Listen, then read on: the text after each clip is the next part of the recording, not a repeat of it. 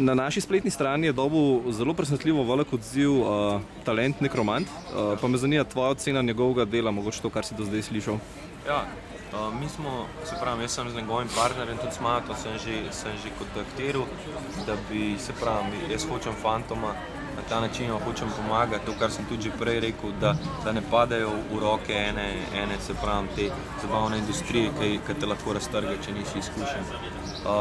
Jaz mislim, da je to nek pač nov pristop repa, ki je večinoma bolj liričen. Če je bilo pač v preteklosti, da so bili recimo teksti veliko trši, ni bilo toliko neke ljubezenske poezije, pa tako naprej, je to zdaj prišlo v spredje, kar se mi zdi, da je recimo dobro, da je nekaj novega. Rad bi pa slišal še celotno plato, da se bom pač lahko v celoti odločil.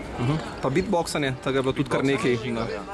Ja, Žiga je eden definitivno izmed nosilcev v naši kulturi beatboxa. In mi smo imeli pa v ponedeljek 17. maja smo imeli pa prav hip-hop beatbox festival, kjer so se samo beatboxeri predstavili v Ortobaru.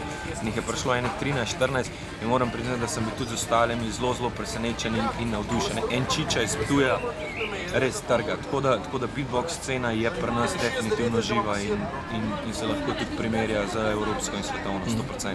Tako da Žiga, big up, respect, Murat in vsi ostali, ki delate to.